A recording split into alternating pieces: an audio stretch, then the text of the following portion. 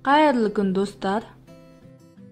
Бүгүн күрүш онунан дәмдүү әрі пайдалы нан пісіреміз. Бұл нан өте жұмсақ әрі дәмді, ең бастысы өте пайдалы.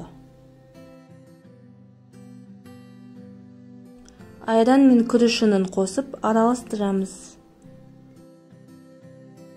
Мен ашыңқыраған үй айранын қолдандым. Бетін пищевой пленкамен жауып, ауа кіретіндей етіп тесеміз. Таң атқанға дейін қойып қоямыз. Азанда массамыз сәл көтеріледі. Оған сода, тұз, крахмалымызды қосып араластырамыз.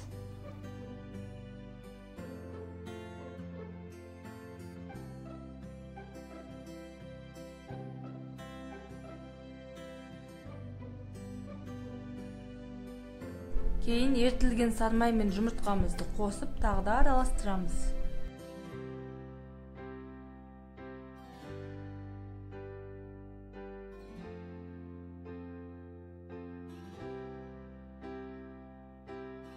Қамырды формамызға құямыз.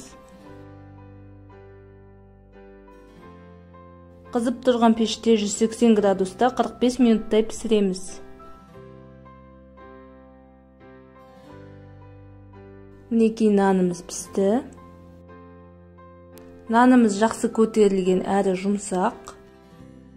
Бәріңізге жасауға кеңес беремін.